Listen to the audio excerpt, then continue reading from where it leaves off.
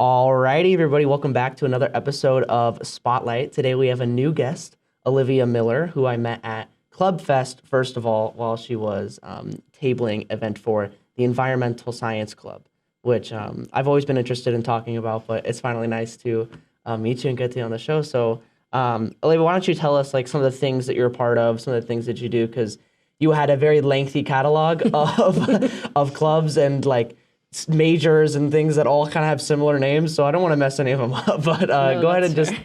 tell us some of the things I guess that would like define you as far as like groups of stuff that you're a part of. This is true of me in high school. I tend to be involved in as many things as possible because I like structured days. So I just do things and then I go home and then I sleep. So that's usually my goal. It's the grind set. That's why I don't love winter because there's not as many things to do. Very true. So I am an environmental science major first, and I just added animal ecology, and I also just added a minor in geology. So lots of school going on. I actually will have to take 4.5 semesters. Oh No, wow. 4.5 years. Oh, okay. I was like 4.5. Wait, 4.5 semesters would be like half. Yeah, So that's I was not like, that bad, actually. dang. Wait, so you're double majoring with a minor? Double Yeah. majoring with a minor? Yes. Okay, and then sorry, continue. Yeah. I am president of the Environmental Science Club, which I started doing fall of last semester. I am also involved in student government, and I'm on the Committee of Sustainability. So I'm doing that. For the last year and a half on that, I've been working really hard to get bat boxes installed on campus, and it's been a struggle. But I think I'm maybe close-ish to it happening. Bat boxes? Yeah. What are those? You know, the little boxes that bats Sorry, that was a dumb question. No, it's like a birdhouse, but there's no floor. Okay. And And so it's it's specifically to house, is this to maintain the bat population, control the bat population, or is this just like I guess what would be the purpose? I'd say it's to maintain because, wildlife populations are hard to control. Mm-hmm. But, there's actually a lot of bat species on campus. I think there's at least 5 that have been observed by students. And bats, historically, their habitat has been decreasing. And so bat boxes, if built correctly, are just a way for them to not have to worry about their homes being deforested. Yeah. Well, plus it'd be better for them to live there than inside our dorms. So, Yeah. because I'm an RA and I've heard some horror stories of bat issues. So Yeah. at least 2 have been in Roberts. So we're starting to collect. Basically, people's rooms are bat boxes nowadays. But no, that's actually a really cool program. So you started. I'll start with the Environmental Science Club. So you started doing that last fall. And so how did you? I guess the deeper story is how did you get involved in environmental science? Seeing as it's like your major, like the club, sustainability. So like, what started your journey on just like, I guess caring and studying the environment? That is such a complicated question. Give it to me. People always regret when they ask me that question because it's a while. Yeah, no, I want to hear it. So when I was a kid, I went through a lot of different ideas of what I wanted to do as a career. Like I thought about being a doctor, but for the sole reason of being a doctor without borders doctor. Like that was the only reason I wanted to be a doctor. And then I thought about being in the Air Force because flying planes are cool. But what under that was just this undercurrent of, well, I really like being outside and nature is pretty cool. Like, for example, in my first grade play, for some reason we had a play about what jobs we wanted to be when we grew up because elementary school plays are weird. And they have, they're crazy. They're very helpful for our our moral. They're just about random things. And so I wanted to be a zookeeper. There's this very cute picture of me where I'm dressed as a zookeeper with all my carabiners and my cute little rubber snake around my neck and a safari hat. And basically, when I was a kid, I wanted to be a zookeeper because that was the only job that I knew of that worked with animals. And I was like, yeah, sure, why not? Just extra friends. And so literally when I was a kid in elementary school, I didn't really like to play on the playground very much because, there was always a bunch of people on there. It was always really crowded. So either I was reading or I was a total nerd, and I had a plastic bag that I just went around my tiny little elementary school campus and picked up trash. And my mom had to give me a talk. She was like, if you find these certain things, tell an adult, and stuff like that. You're the groundskeeper. Yeah, basically. I was just roaming wild, picking up random stuff because the community goes on my elementary school a lot. Like, that's where I used to throw Frisbee for my dog. And so, lots of stuff ends up there. Wow. You were probably a really big hit when you were writing the scholarship essays on community service. You're like, I've been cleaning this town up since I was in elementary school. Yeah, a very, very weirdly specific fear that I had and continue to have. Very soon it will be alleviated because I'm currently 20. I'm turning 21 this year.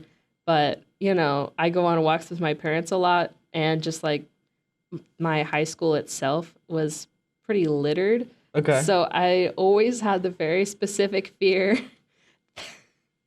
that a police officer would come up and be like, why are you holding beer cans? I'm like, I just picked them up. Don't worry about it. Like, I'm just taking them home to throw them away. Oh, like, give me a breathalyzer. It's fine. Like, my DNA isn't on this.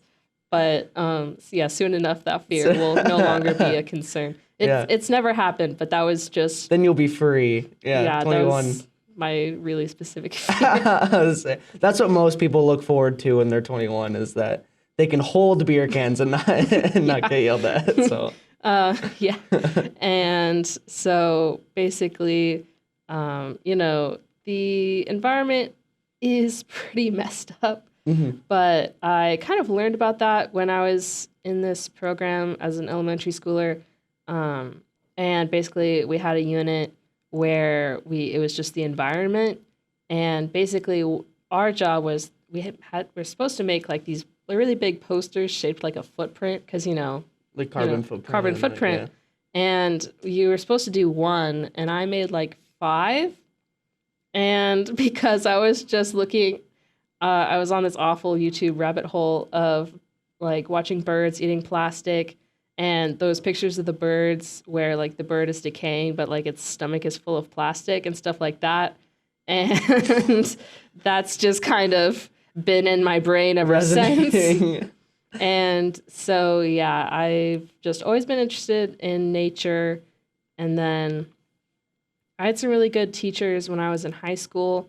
I had my AP biology teacher and my AP environmental science teacher, which was a brand new class, and it was pretty cool. So it kind of confirmed that I wanted to be an environmental science major. But basically, that teacher said, hey, I want to take a group of students to Costa Rica to basically study sea turtles for a week with this program, and then come back and we'll like do presentations about it. And I did that. I wrote to every philanthropic education organization there was, and was like, hey, can I please have money? Yeah, I saw. So I'm kind of tied to the Sierra Club now because they gave me money. And so in return for their grant, I like made a documentary about it. And based on that, I said this was really cool. And so from that, environmental science kind of shifted to specifically I wanted to do wildlife biology, which is why I added my animal ecology major in. Yeah, because I saw that documentary. I watched the whole 5-minute documentary on the another view on YouTube. I was gonna say, yeah. You convinced me. I thought that was really cool though, especially to go to Costa Rica, because you'll do that kind of trip, or that, especially when you're going to like a different country. Like you'll do those things normally just as either a vacation or for a religious reason. But it was cool to be like, okay, we're going here to like learn. Like we're going to understand. We're going to hold sea turtles. We're going to do tests on them. Like you guys were doing the whole thing. Yeah, that was basically like I want to go back there and work there like as a technician. Like I want to do that, but with like as many species of animals as possible. And so that was just like this. I specifically loved it so much that I want to do specifically what they were doing. And so is that what you're doing after this? Then you're gonna try to find, maybe not in specifically Costa Rica, but Yeah, doing anywhere, that kind of thing, that kind of thing. wherever the most animals exist, Yeah. then you're going to influence them that way. Yeah.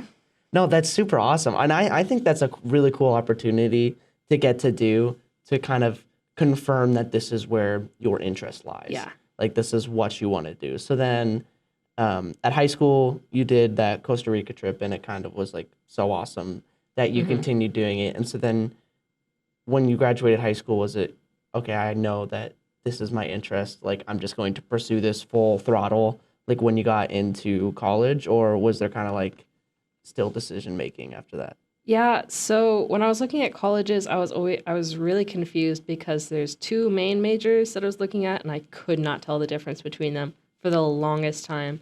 Environmental science and environmental studies. Yeah. And basically usually a college only has one or the other, so that was a thing that I really needed to figure out and it took a while.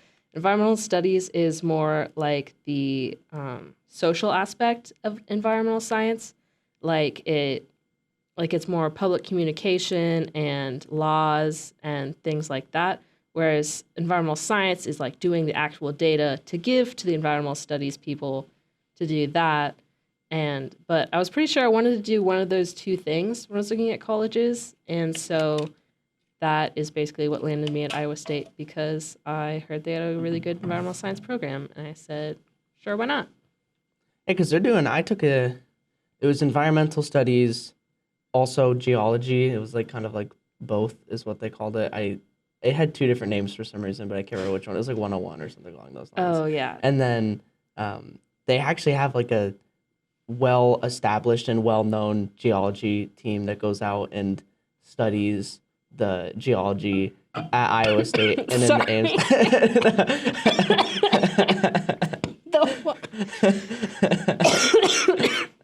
Yeah, I think I did that like 10 episodes ago. Too. Water went down the wrong tube. I hate that so much. Because then Okay. you have to like work around it. Yeah. You have Okay. It's Now weird. try that again. It's weird how the solution to that is drinking more water. Also, Yeah. it gives you like PTSD flashbacks of what just happened when you have to do it again to get Yeah, rid it's of it. the most but embarrassing thing. People yeah. are like, "Are you all right?" I'm like, "I'm I'm fine. Stop it. Stop looking at me. fine. Look at me. It's fine. Don't worry about it." But yeah, so Iowa State is a good environmental science. So wait, you chose environmental science, I'm assuming? Yeah. Okay. And then I kind of got freaked out this semester when I was originally planning to do an animal ecology minor. And my advisor said, minors don't really show up on your diploma. And so I got really freaked out. I was like, oh no, do I have to switch majors right now? But then I added it as a double major, and that's why I have to stay an extra semester. I'll say, I mean, that's still probably a lot of work, but I guess it's better than. No, yeah, that's still going to be a lot of work. So if you consider it a win, I consider it a win. The classes are a lot more, like, I had always just been, like, looking at the classes and being, like, yearning, be like, oh, I wish I could do these.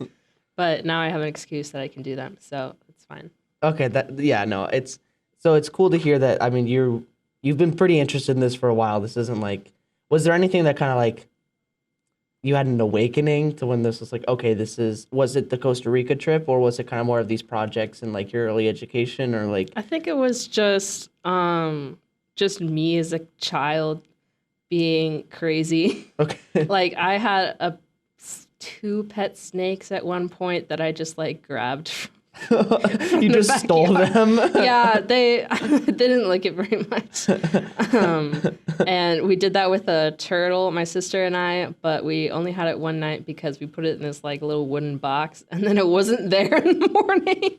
So we might have accidentally sacrificially killed it or offered it to a bird of prey. But Wow. yeah, but one time, this is a really funny picture of me as a kid, where I found this black rat snake just on the road.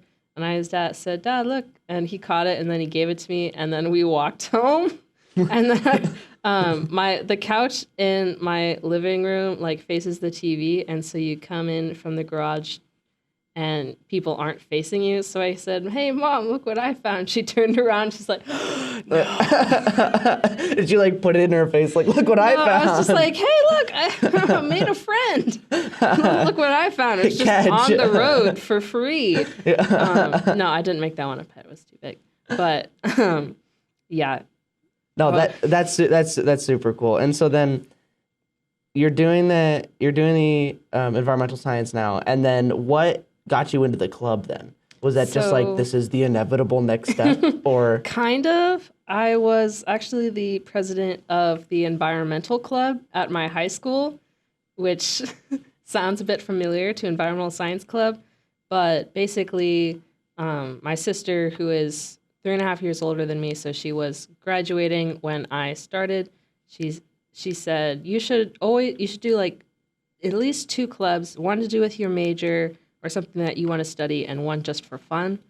And so I was like, all right, I have to find the environmental science club, and it was pretty fun. So I just stuck with it. okay? And so then you graduated from member to Yeah. presidency pretty naturally. Yeah, I mean, my spring semester freshman year, the vice president graduated, and so I became vice president. And then, yeah, just the then- natural succession. yeah. How many people? Well, so what do you guys do for the club? First off, Basically everything, anything that we can think of to make people come to meetings.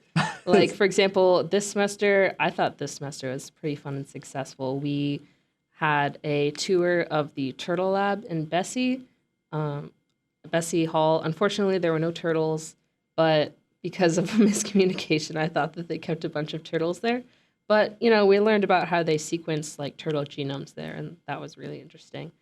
And we also toured the ISU Insect Zoo, which was super cool. where's that at? It's in Science Hall 2 on the 4th floor. So it's very, very hidden. I don't think I've heard of Science 2. Yeah, it's behind, believe it or not, it's behind Science Hall 1. I was gonna say they liked Science Hall 1 so much that they made a second one. Basically. And then basically yesterday our goal was to volunteer with Rovers at Ryman, which is the only times that dogs are allowed to be in Ryman are Tuesdays in April, but it got rained out, so hopefully we're going to do it next week. And then last summer I went through the very complicated process of adopting a highway in the name of the club. And so so on Earth Day this year, we will actually be going there to pick stuff up. Wow. Wait, so what do you mean adopting a highway? Have you never heard of that? No. I haven't. So basically, it's usually like for a mile or like a certain stretch, but basically you go on the Iowa Department of Transportation website.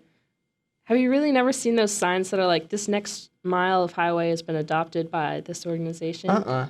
Interesting. No, I think, well, first off, I'm blind and I can't read the signs on the sides of the, I don't know how they let me the drive. print is kind of small, Yeah, I don't know how they let but- me drive, but if there's signs, I'm not reading them. So Yeah, so basically, like, sometimes it's just like one person, but usually it's like a Lions Club, and there's, I think, some sororities and fraternities have some. But basically, an organization, sometimes a church too, basically says, hey, we will pick this up at least twice a year, this like 1 mile stretch of highway. Okay, so where's your guys' highway? So it's south of the stadium. This is not going to be very helpful for the people listening, but it's on the highway that goes like this. Oh, okay. And it's there. All right. Yeah.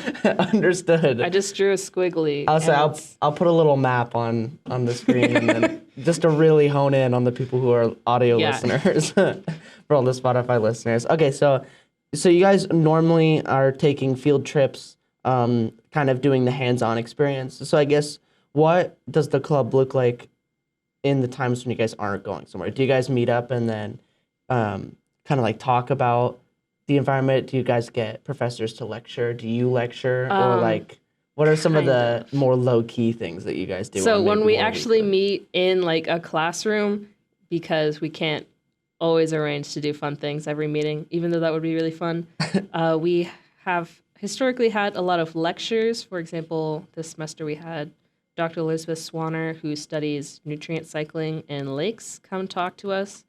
And actually, she wanted our feedback on a 1 credit class that she's offering this next year. She's like, hey, if you guys want to take this, what would you want me to do? What would you change? And now she's offering that. And I think a couple of our members are going to do it. It sounds really cool. What's the class? It's environment. Okay. It's basically like iron levels in lakes. And there are these kind of lakes, I'm pretty sure they're called demictic lakes, where usually lakes will like turn over twice a year, but these lakes don't. And so Because, it's like a 1 credit class specifically honed in on one certain type of lake. I don't know It how also could Alfred be the does. other way. Either they do turn over and then the regular lakes don't. I don't want to be quoted on that. I was say it sounds like you need to take the class. I'm a and then- geology minor, not a major. Yeah. But last time she kind of had this class thing, I feel bad that I don't know like the course number because people might be interested. Yeah. But she took a group of geology students up to Minnesota for a while. No, Wisconsin. No, it was Minnesota. And basically studied lakes like this lake. No, it was like these 3 lakes for like a couple of weeks. Yeah, so you had her on, and then she talked about that class, and it sounded like you guys kind of helped birth the new class idea. You guys are deciding the curriculum for environmental science majors. I kind of want to take the class as well. I can't take it next semester because I will be in a boot, but the next semester, I will be very biased towards thinking of that. And also we also have movie nights a lot. Like last semester we had Moana, which I was like, hey guys, we can watch any movie, but like we could also watch Moana. Like also, speaking of movies, quick sidebar. You said you're a movie enthusiast, which I love reading because I love movies. I'm a big movie guy, but and then reading your movie list, The Sandwich. It's the most random list. I know. Whenever people ask for my favorite movies, I'm like, no, you're getting my top 7. I'm sorry. I'll say The Sandwich of Thor Ragnarok, Pride and Prejudice, Emperor's New Groove is the funniest combination of movies I've ever read on one of my questionnaires. Emperor's New Groove and Mulan, my family had them on like VHS tapes, and like they are very skippy and really bad. Like they're basically unusable now from the amount of times that we've watched them. Like they're my childhood comfort movies. Basically, like literally on my grad cap, I made a Emperor's New Groove reference. Okay. It said, oh yeah, look at me in my grad self. And I was particularly proud of that. That's pretty good. You should have put that in your proudest achievement in this section there. Yeah, whenever like people mention Emperor's New Groove, I'm like, wait, you should see my grad cap. Yeah, check this out. I still have it because I'm still proud of it. That's pretty awesome. It looked great. That's pretty awesome. Oh no, I just saw that and I laughed. I thought that was good. There were other movies on there too. Paddington 2. Yeah, Paddington Everything 2. Everywhere All at Once. Yeah, all the random things. I had expected Everything All at Once. Paddington 2 is an enigma to me. I need to watch that because it had 100% on Rotten Tomatoes for 7 years. I think it's technically the best movie ever made because of that. Yeah, and then I think it's finally been bumped down to like a 98, 99.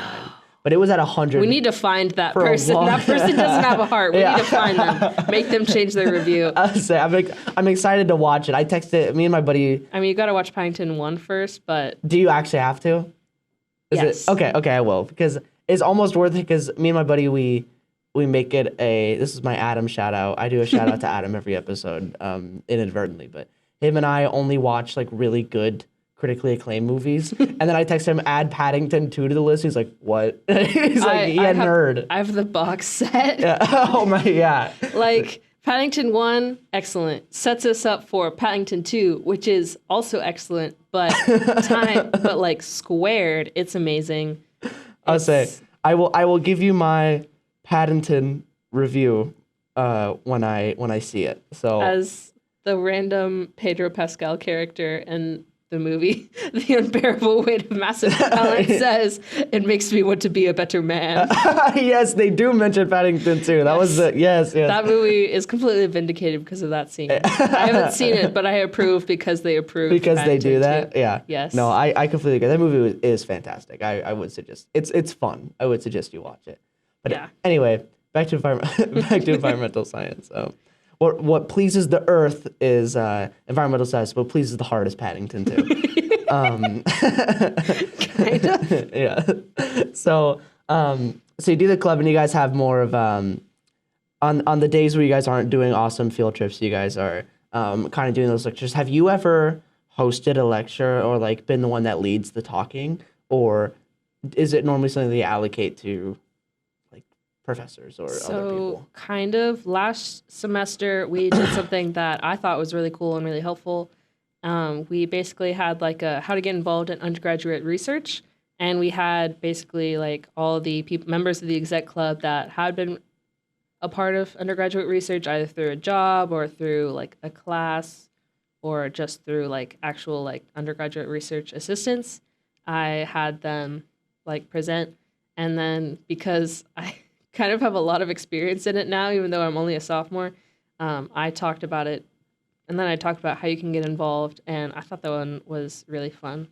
Okay, so that was something that you kind of workshopped, like were you Yeah. part of the one who like created that lesson and then because a lot of times people like ask me, they say, "Hey, how do you get involved? How are you possibly so involved in so many labs, so many different things?"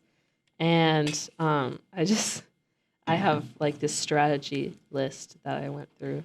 Okay. Do you want to go give me a quick like Basically, it's this really nice thing that the environmental science like program does, where basically you have a job application for the entire department, and you fill it out. You say like, "Hey, what STEM classes have you taken? What are your skills?" And and you send it to your academic advisor, and he sends it out to everyone. Okay. And basically, that's how I got like 2 different job offers. The first week of college for me. So I worked in an agronomy lab last year studying soils, and then I have worked in this water lab actually now about the biology aspect of water sample collection, and so I look at zooplankton under microscopes all day. Yeah, you'll have to tell me how to do that because I'm looking to get into some psychology labs that I would love to just send out and then have other people offer me things because I've been stressing about that.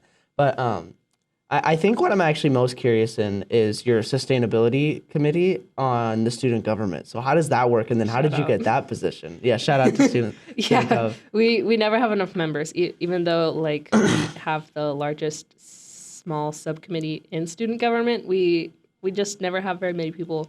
But on the sustainability specifically? yeah. Okay, yeah. There's 4 committees in student government, and one of them is Committee for Sustainability. Either it's called Committee for Sustainability or Sustainability Committee. I kind of just rotate between which one I'm ever feeling at the moment.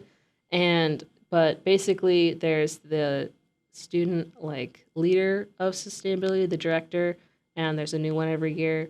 And then there's everyone else who the goal of the committee. Well, basically, if you're not a senator, that like you just show up to grand student government meetings, basically everyone who isn't the director has like a goal that they try to achieve. Like for example, mine is to try to eventually get some bat boxes installed on campus.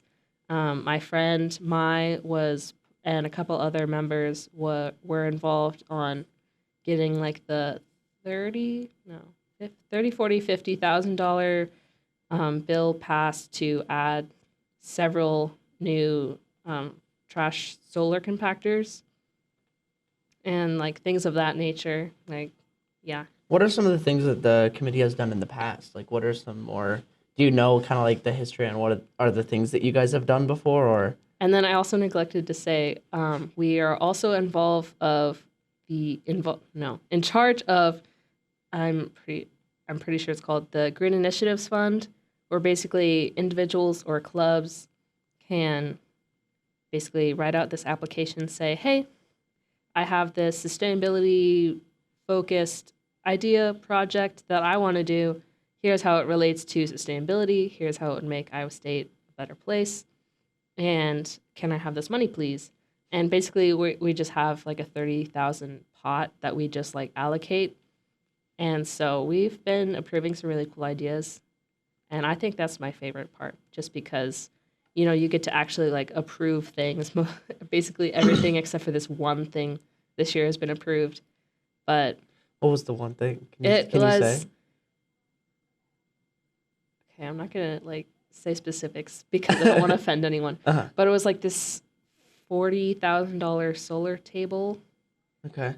and it was just like this one little kiosk, kind of like it was a table and then like a covering for solar, and it was $40,000, which we didn't even have the money for, and it's also just kind of a lot for a table. Mm-hmm. So we said, hey, just go to regular student government, and then they voted that one down.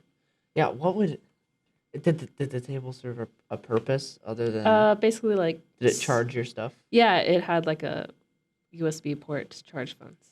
Okay. Okay.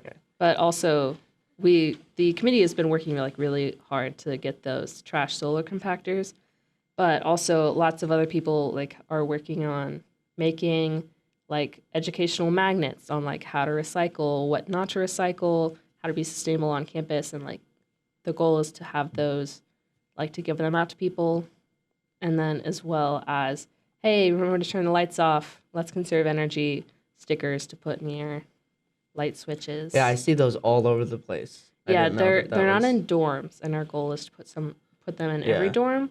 I'm not sure if that will happen, but it would Yeah. be really cool if it did. I know a lot of the light switches are like red and yellow, and they have sign on them, and it says "save power" like on the door on the light switch. But other than that, like they don't. They're definitely not in the dorm rooms at all. No. Like in the dorm buildings though. But that's cool. And so, how did you become president of that? Like, or how did you become? Oh, I'm not sorry, in charge of that. Sorry. What is your position in that? And then how did you get that? Is that something that's kind of like So I'm an at-large member, which there's the director, there's senators. I don't even know who the senators are. And then there's more at-large members, and basically they just do their project, they vote on things, and then they go home. They're not as involved in student government as the other two. But basically, I think we have a lot of outreach at lots of different sustainability-focused events, and I think I just like met them at an event my freshman year. I don't even remember which one, but yeah, because I go to a lot of sustainability events because they usually have free food and free stuff and also fun. yeah? And I saw one of those and I was just like locked it away in my brain. And you can apply like each semester. So I applied for the spring semester of my freshman year, and then they said, "Sure, welcome aboard." And then I reapplied this year. Okay, so it's not something that like you had to compete necessarily No, for. Like, not really. It is nice. Like you really are just grappling every single possible Yeah, we'll take as many people as we can get. sustainability avenue that you could possibly find. So I kind of want to ask you more on like a personal level on like what you've learned, like what you've done, and like what you've applied. So as far as your education so far goes, do you think that you've been learning things about the environment around, like, have your classes been teaching you things about the environment? Like, do you think you know more because of Iowa State's classes now than you did before or on your own? It's a complicated question as an environmental science major because, yes, I have learned so much. Like, I read a lot of academic papers for class and for my own research that I do, and I can understand them a lot of the time. Not the geology ones because I have to read those. I'm getting better at those because I do research in geology as well. And last year when I first started, it was a mess because like I'd be like, I know a couple of these words in this sentence, but like in general, I know like how research is conducted a lot, and I've learned a lot about how like environmental systems work and function, but also then again, something that my friends and I joke about in environmental science is we do learn like have units on a lot of the same things. For example, the big one, climate change. every single environmental science course I've had to take has had a unit on climate change. And they're basically like, this is what it is. Here's how we stop it. And like, here's how it happens. And it's just every single class. So you know every single thing there is. Not every single thing, but I do know a lot of things about it because I also did a Gold Award Girl Scout project on it. So I just, during the climate change lectures, I'm always just like, okay, I'm good on this unit. Yeah. We don't need to study as hard on this stuff. So why do you think, because I think when people think environmental science, they're automatically associating it with climate change. Do you think that that's like an accurate association, or why do you think that climate change is a really talked about point in your study so far? Yes. So I'm really glad you asked me this because I forgot to say something earlier. So basically the three tenets, this is my personal held belief. This is not coming from anyone else. The three tenets I think are environmental science are air, soil, and water, which is there's not that much air quality stuff done on Iowa State campus. Like there's a couple classes, but only a few. But there's a lot of labs and classes on water quality and groundwater and watersheds and water systems, and then also soil health, especially as an agronomy focused university. So that's basically like the three things that we focus on like professionally, but also climate change affects all of those. And so I do think, other than climate science, we are the major that has the closest tie-in to climate change because environmental science is basically the study of environmental systems and how they impact each other. And also like this little addendum in the last couple of years, like how climate change affects the environment. So climate change is a big part of it, but also we do have to learn really specific things about soil and water. To be able to kind of understand what's going on in like the climate change realm. We learn about like all these systems, but also climate change is like a recurring theme. Okay. Well, I mean, I think it's important, and you could correct me if I'm wrong, but my base assumption would be that it inevitably is the end goal of most environmental study research is like how to reduce climate change, how to like prevent it from happening, or something along the lines of like promoting healthy climate. And so the opposite would be talking about climate change. So it makes sense that it's a really important conversation when talking about environmental science. Yeah, that's pretty true because especially just a lot of the solutions to climate change would bring about healthier soil systems, better water quality, better air.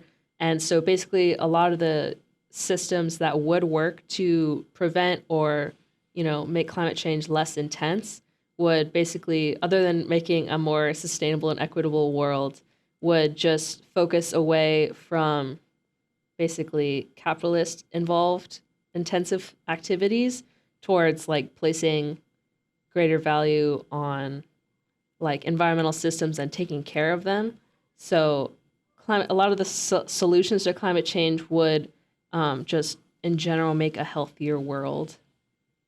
Yeah, and I think that's something that it's a annoying conversation to have with people because you have to look pretty far past what climate change, like talking about climate change is actually about to not understand that.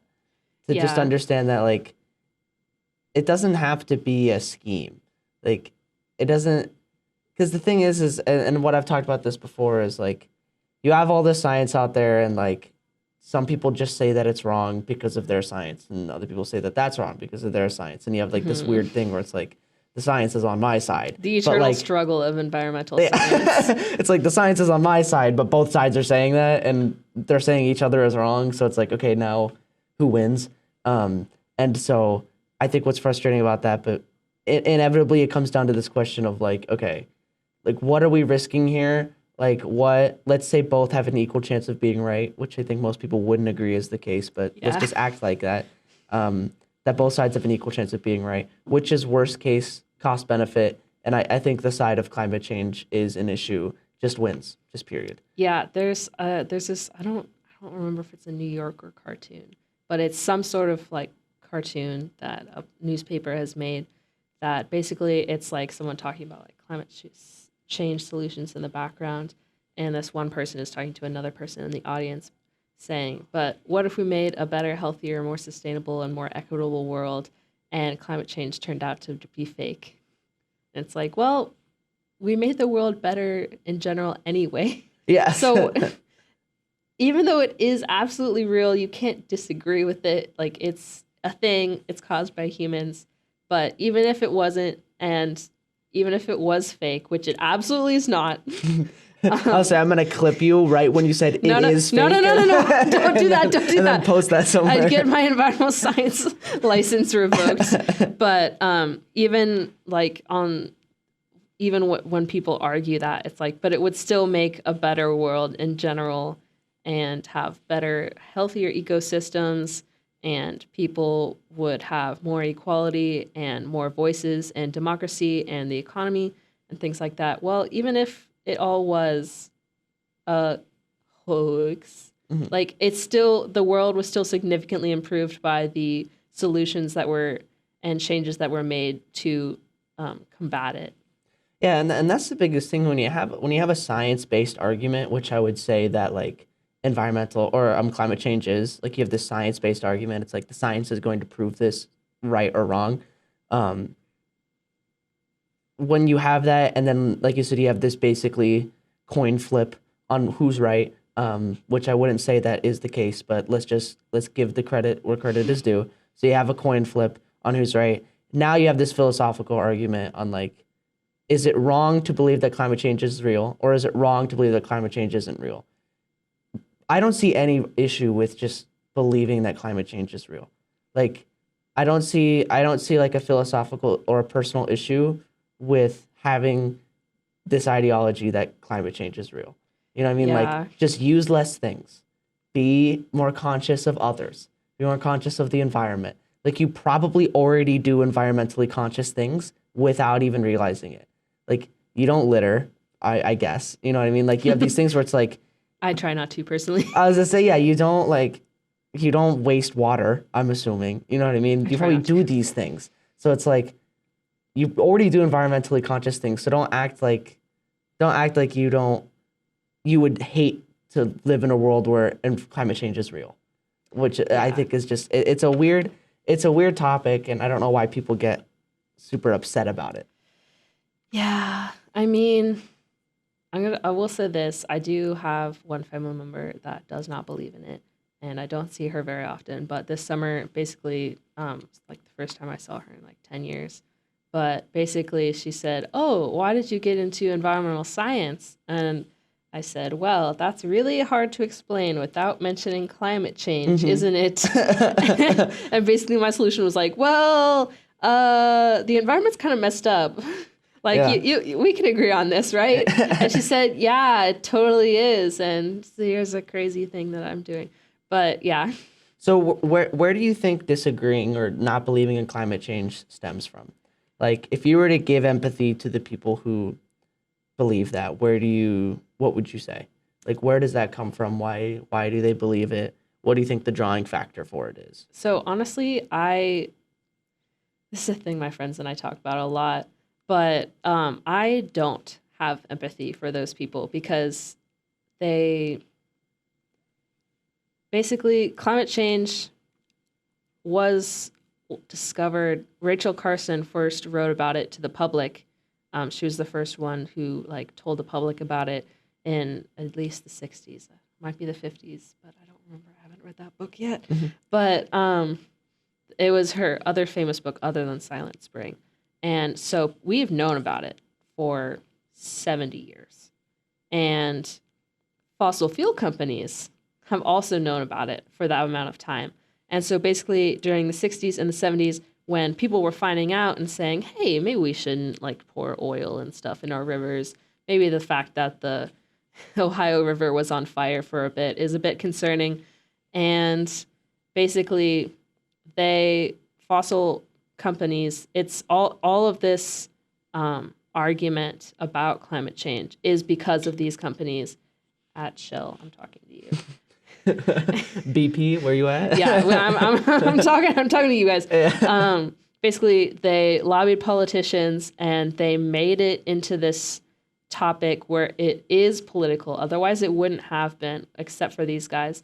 And they lobbied and they paid for politicians who would overlook it and choose not to believe it and say that it's a thing to believe when science isn't a belief system. It's just a thing that is. And basically, that is how this has happened. Basically, it was an issue. Scientists kind of knew about it. The public knew about it a little bit, not very much, when scientists were doing like, hey, maybe we should like look into this for a bit. Maybe we'll do some research on this. Maybe see what's going on. And when they were doing that, these fossil fuel companies, they knew about it for years. And they said, all right, we know about this, but it's a bit profitable. So we're going to keep doing that.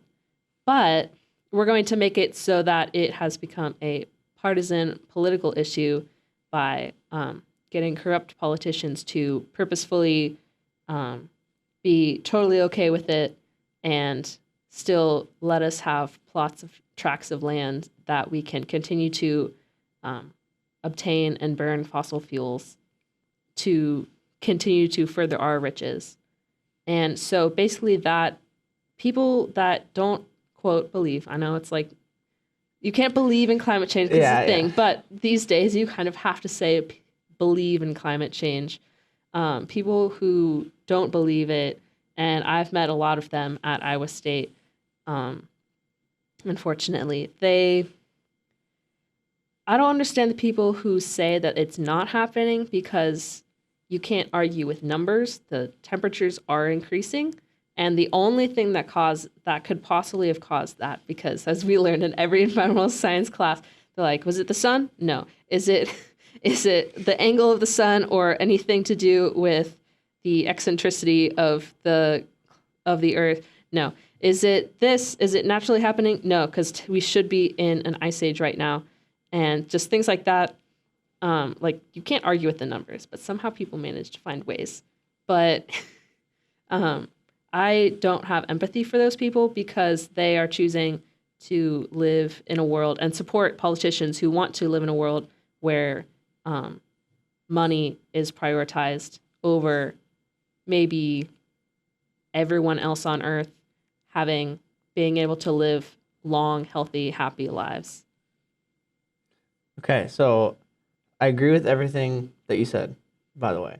I think what I struggle with is the empathy section of it and like the personal section of it, because I think something that I've been working on trying to articulate, something that I've been trying to figure out how I should talk to people about it, is like this difference between what the average person thinks and then what the person who taught them that thinks. So you have these people who don't believe in climate change. That was taught to them by somebody who profits from them believing that. Mm-hmm. So when you have those people, they are talking about it, and what they're talking about, they don't know it, but they're talking about something. They're repeating something that was meant to teach, that was meant to indoctrinate them to believe that. Yeah. And they're teaching it to other people, but they don't really know that. And so that's why I asked specifically with empathy, because in general, they're almost kind of victims of the way that was expressed to them. And I don't think that there should be attributed this maliciousness to people who don't believe in that, dependent on kind of who they are.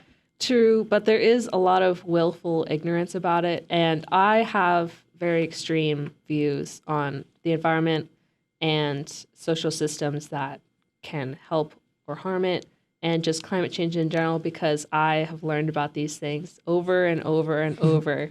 Yeah, it's kind of been hammered. It's kind of been hammered every into single your class. head. Every single class. Yeah. The class that I've been taking, where we just went over climate change. My friend and I looked at each other and we were like, "Oh, here we go again." Oh, brother. But it's just really hard as environmental science students and people who study this, because, like, the solutions are out there. We have been able to fully power the world in solar energy since at least 2012. And it's just very hard when you look at these things and you keep reading things and doing research on things that everything is going wrong and every different environmental system possible that is contributing because of either willful ignorance or they've been misled.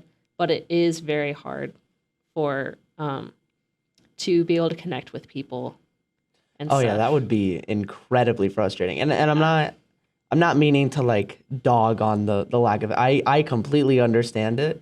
And it's a difficult thing to do and something that I don't even do. Like something that I can't even do Yeah. very consistently. But it is something that I try to do though, like to give empathy to the people that by luck I am not in their situation. Because it really is luck. The right people indoctrinated me to think the right things. Oh, I mean, it's not indoctrination. You were just raised right. Yeah, well, I mean, because from their perspective, though, Yeah. it is indoctrination.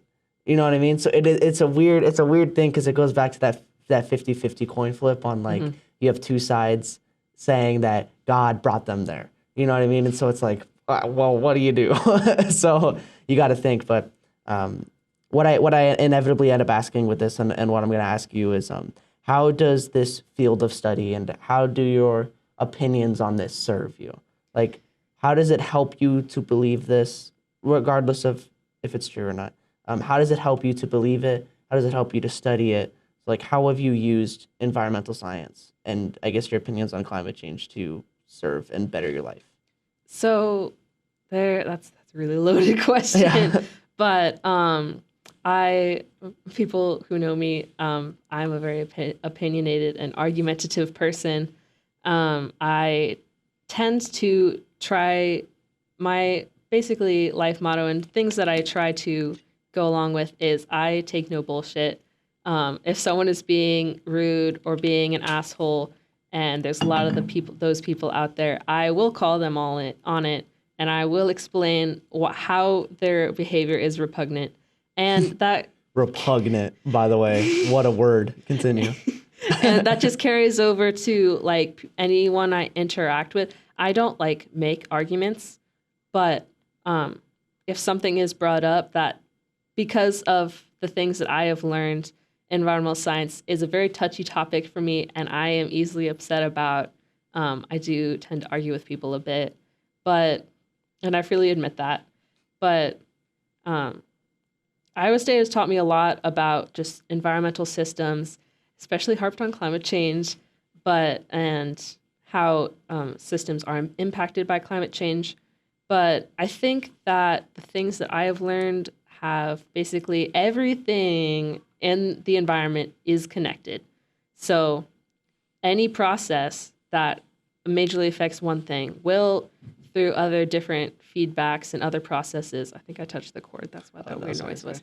And everything affects each other thing. Like, I don't really like the thing where like a butterfly flap wing in the Amazon causes a tornado. Like, that's not how that works, but things are connected and stuff like that. So I have learned a lot about how the environment works, and I am working on my scientific communication on that. When I have the patience to, I can usually explain and things a lot better, but yeah. So do you kind of use it as like a tool for connectedness and like being conscious? So I guess I'm kind of picking at a kind of answer that's like, if you were to preach to the choir and tell this audience, if you were to try to convince them to believe the things that you do, what would you say? Like, it has helped me do this. It allows me to think like this. It has. So if you were to convince them that what you believe is the best way to believe, why? It is tough to do that just because I'm a STEM major. I do STEM, and just like the things that I learn are particularly ingrained in me, and I attend classes. I have friends that do tend to think the same way as me, but it is difficult to then translate that into talking to other people who aren't as educated on specific topics as I am. Not that I'm the expert on anything, I promise I am not. Other than maybe Marvel trivia. So I'm gonna label you as like expert, environmental expert. No, you don't do that. But that's for the professors and all the different things that they do to decide. But it is difficult when like talking with my family and they say, well, where's your evidence? Where are your numbers? And I say, well, I don't have this binder attached to On me you that just says start. all the specific data on why I am right. For example, not to call out my dad, but I was talking with him like on my way home because he always picks me up, and like when I move out and things like that, we live in Kansas City, which is exactly a 3.5 hour drive, usually to the minute. But like sometimes he's like, hey, what have you learned this semester? And last year I was talking about, hey, from all of my experience with soil in this lab that I worked at, I didn't like, and just things like that, the things that I learned like repeatedly in class, like, hey, I didn't know, I had absolutely no idea before I took these classes that it takes soil thousands of years to form. Like soil is a non-renewable resource. You never think about that, but it's true.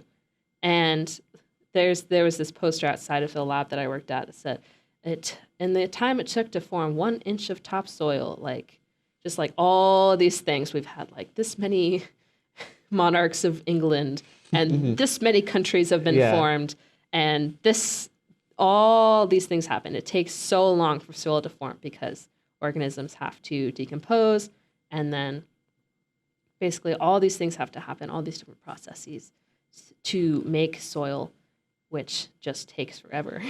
And doing geology research on fossilized soil, it takes a while. Soil is very old.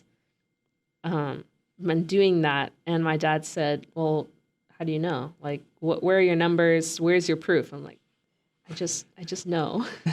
Like, I don't have the specific things to convince, I don't have the specific data to convince you, but I do know this.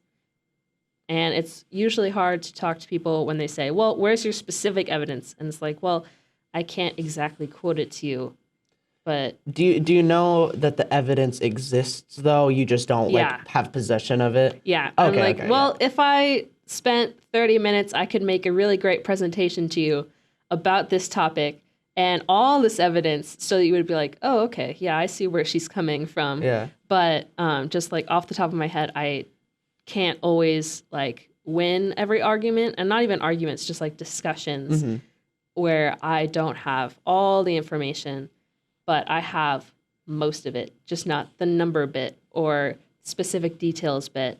And that is another reason why it's really specifically hard to talk to people who are not as scientifically literate, because just like there is evidence out there, it's just not on my person. And I do have to ask, and, you know, obviously be honest with yourself, but this is not an insult. You've seen that evidence, right? Like, you've seen those numbers before. Like, hey, I learned about this in class. Hey, this poster is on the wall. I even had to text my coworker and be like, hey, please send me a picture of this poster so I can show my dad. Yeah. Be like, I know what I'm talking about. Okay. I just don't know the specific details and things like that. Yeah. Okay, I just have to make sure, because I think a lot of people don't understand where their knowledge exactly comes from. You know what I mean? And they think that, you know, it's a statistic that they have justified in their head when it was actually a professor who told them that without presenting a statistic. You know what I mean? They just like said it or something. Like, I saw the statistics on a PowerPoint in a class I took a year ago. Yeah. I don't remember the specifics, but I do remember, you know, the general bit, which is the most important bit to learn.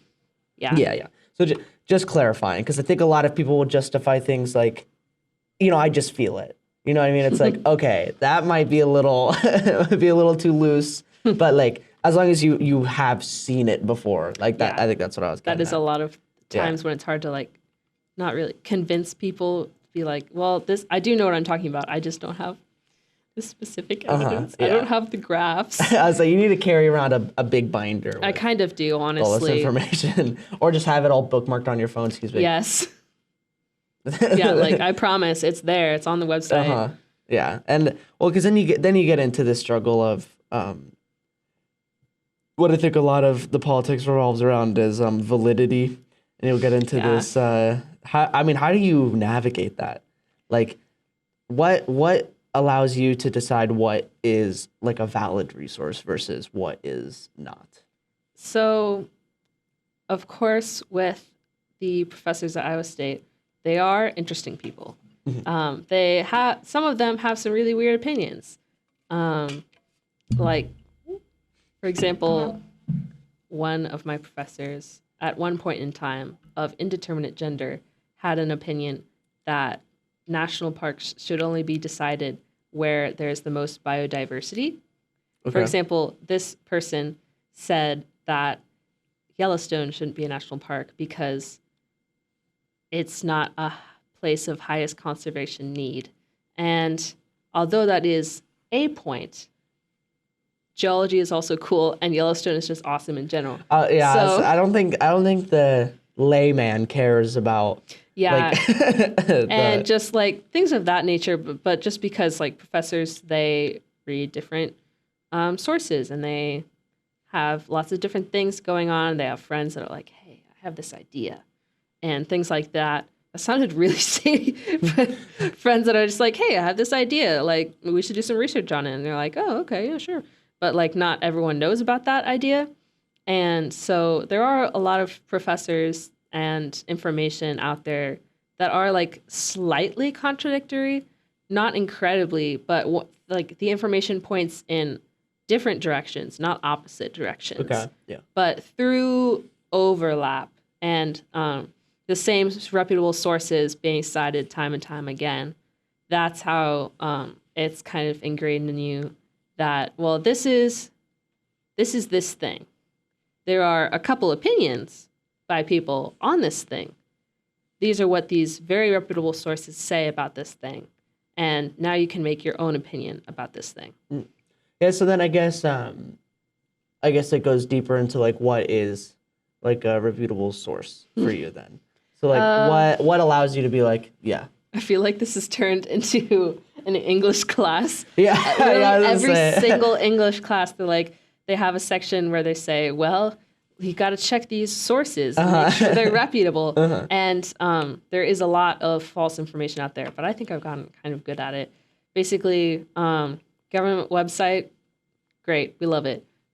University website, that isn't an opinion, it's a study or just information about something, especially that the university is like a forerunner in. Great, we love it.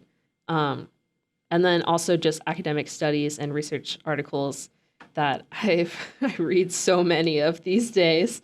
Those aren't 100%, but they do have and the introduction and the abstract and then the background. That information comes from everything. They've just found this one specific tiny little facet that they think is true, and things of that nature. So, and basically just like news sites where I've seen things and I've been like, that is just like a lie. If I've been spurned once by a source, I will not be using it again. So does trusting the government as a source make you uncomfortable? No. Seeing as in general you could equate a good portion of the government as like causing or supporting a lot of the environmental issues? Wow, that's a question right there. Because it makes me not uncomfortable enough to avoid it, but uncomfortable enough to trust government websites less than other studies. I'd say different parts of the government. So the parts that like let people take advantage of the environment, that's more of the politician side. Whereas the governmental things that I'm looking at, like National Park Service, U.S. Fish and Wildlife, NOAA, National Organization for Atmospheric Sciences, something. Maybe okay. NOAA something. Yeah, yeah. And then just like Department of Natural Resources for each different states, and then universities that do research and things that are funded by the government that are technically government, but they're their own thing that aren't affected by lobbyists. So, yes, government sources are the best because you can always trust them because they're paid specifically a lot of money usually to find out this information to make sure that it is not biased whatsoever. It's just this is it. This is what we found. Like there are this many species that are endangered. Like this is it's not a political thing. Like this is just it. But yeah, there is two different sides to things like that. Yeah, I think people would be kind of uncomfortable saying that the government is like, well, first off, that anything that the government does is like a trusted, like 100% situation. I think people would get pretty uncomfortable with that. I'm trying to, because I understand what you're saying, but I think what I struggle with is people interpreting that as, I agree with the government that says certain things, but not the government that says other things. So would you say that like your distinction is made before you read what the information is? Yeah. Okay. So basically, like the part of government that everyone thinks about is like Congress, the presidency, the Supreme Court, those things. Those are entirely different spaces from the governmental resources that I, as a public citizen, have access to. Basically, the politicians give money to different departments, and the goal is, but almost always, those departments are not politically motivated, and they are just paid to do these things.